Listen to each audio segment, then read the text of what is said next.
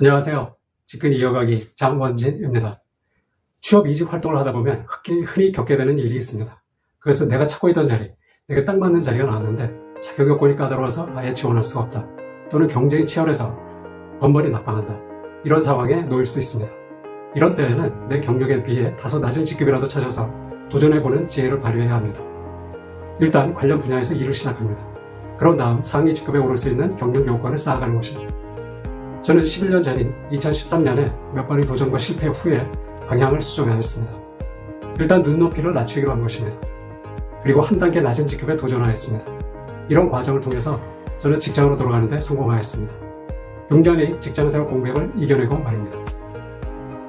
저는 10여 년 주기적으로 임기제 공무원 채용시험에 가본 경험이 있습니다. 임기제 공무원 채용 면접에서 볼 수 있는 특이한 현상이 하나 있습니다. 그것은 5급 사무관 면접에 오는 지원자 수가 6급 행정교사 때보다 훨씬 많다는 것입니다. 5급 사무관직에는 보통 5, 6명에서 많게는 10여 명이 참석합니다. 반면에 5급보다 한 직급 낮은 6급 자리에는 보통 3명에서 6명 내외가 일반적입니다. 공직에서 5급 사무관은 일반 기업체에서 이사나 상무급에 해당합니다. 일반 기업체에서 차장, 부장 또는 이사로 근무하고 있거나 퇴직했기에 경력직 공무원에 도전한다면 5급이나 4급이 합당하다고 생각하는 것 같습니다. 그런데 문제는 6급 자리에서보다는 5급 자리에서 채용 기회가 훨씬 적다는 것입니다. 채용 기회는 훨씬 적고 경쟁은 치열하고 따라서 취업에 성공할 확률이 훨씬 떨어진다는 게 문제라면 문제입니다. 직장인의 꿈은 단연코 진급에 진급을 거듭해서 대표이사, 사장 또는 이사급으로 오르는 것입니다. 지금은 비록 과장이지만 경력 사다리를 타고 꾸준히 진급할 것이다. 그리고 언젠가는 나도 피라미드의 상층부에 도달할 것이다 라는 은밀한 희망을 가슴에 품고 살아갑니다. 여기에 오석 승진까지 한다면 금상첨화이겠죠. 이런 내밀한 희망을 위해서 끊임없이 자신을 채찍질해가며 미래를 준비해갑니다. 토익 성적을 더 올려야겠다는 생각이 들기도 합니다. 그래서 평일과 주말 저녁에도 학원 문턱을 드나들기도 합니다. 경영학 석사 또는 MBA가 있어야겠다는 생각이 들기도 합니다. 1, 2년 막단 시간과 비용을 투자하기도 합니다. 심지어 직장을 퇴사하고 와튼스쿨 등 해외 유명 경영대학원으로 떠나기도 합니다. 이런 분위기에서 승진의 길을 버리고 수평이동을 하고 심지어 하향 이동하라고 한다면 어떤 기분이 들까요? 아마 별로 환영받지 못할 것입니다. 잠시 경상남도 거창고등학교 강당에 걸려있다는 직업선택 10계명을 함께 보시겠습니다. 거창고등학교 직업선택 10계명. 월급이 적은 쪽을 택하라. 승진의 기회가 거의 없는 곳을 택하라. 앞을 다투어 모여드는 곳을 절대 가지 마라. 아무도 가지 않는 곳을 가라. 장래성이 없다고 생각되는 곳으로 가라. 심지어 10번에는 왕관이 아니라 단두대가 기다리고 있는 곳으로 가라. 선택합니다. 단지 일자리를 얻으려고 하는 것인데 단두대까지 찾아갈 필요가 있을지는 모르겠습니다.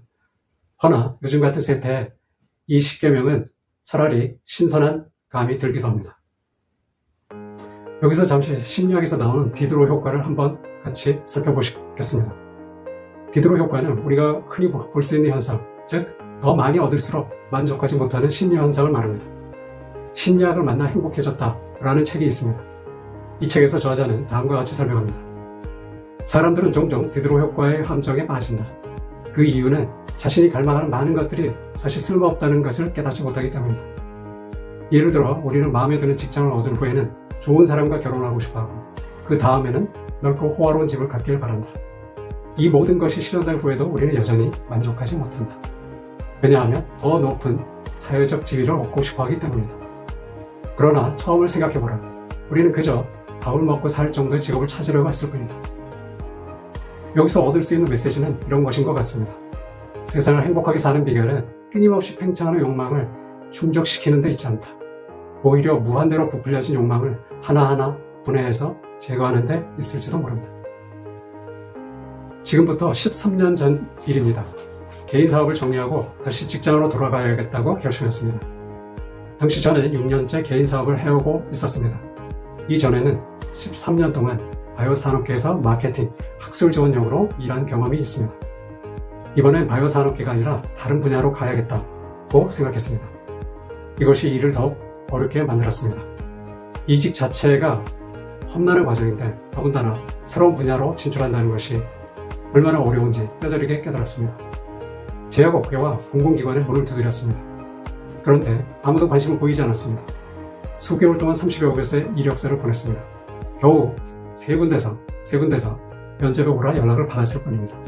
그나마 면접에서 퇴짜를 맞았습니다. 주변에서는 우리 나이가 직장에서 밀려나는 나이인데 다시 직장으로 돌아간다는 게 가능하겠냐 하면서 딱하다는 표정을 짓기도 했습니다.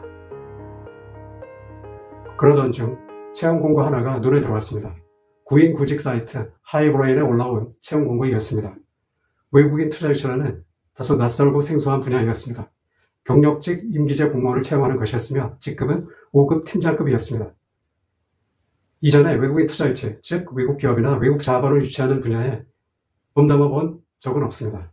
따라서 전문 지식과 경험은 없었지만 일단 지원해 보기로 했습니다. 도전해서 무슨 일이 일어나나 살펴보기로 했습니다. 어차피 실패하더라도 잃어버릴 것이 별로 없는 상황이었고 또한 일이 잘못되더라도 경험으로부터 배우는 게 있을 것이라고 생각했습니다. 일단 다수적 분량의 직무 수행 계획서를 써야 했습니다. 사전 지식이 없어 만만치 않은 과제였습니다. 인터넷 검색을 통해 자료를 수집하고 읽어나갔습니다. 자기소개서와 직무 수행 계획서를 작성하는 데 적지 않은 시간과 노력을 투입해야 했습니다. 그 결과 운 좋게 서류 준영을 통과하고 면접에 초대받았습니다. 결과는 최종 합격자 명단에 저희 이름을 올리지는 못했습니다. 그러나 이 도전이 이후 재취업 노력에 새로운 방향을 제시하는 계기가 되었습니다. 그해 10월 하순에 앞서 지원했던 외국기업 유치 분야에서 채용 공고가 나왔습니다. 그것도 하루 이틀 간격으로 4건이나 등장했습니다. 다만 이전과 달리 6급과 7급 자리였습니다. 즉 5급 사무관직보다 한두 단계 낮은 직급이었습니다. 고민이 시작되었습니다. 5급 채용 기회가 나올 때까지 기다려야 할 것인가, 아니면 한두 직급 낮추어서라도 발을 들여놓아야 할 것인가. 며칠 동안 고민을 거듭했습니다. 외국인 투자의 취직은 전국 8개 기관과 광역시도에서 주로 채용합니다. 문제는 채용 기회가 그리 많지 않다는 것입니다. 그리고 언제 채용 기회가 나올지 예측하기도 불가능하다는 것입니다. 비슷한 시기에 4건의 채용 기회가 나온 것이 어쩌면 저에게는 대단한 행운이었을지도 모릅니다. 이 기회를 그냥 넘겨버릴 것인가.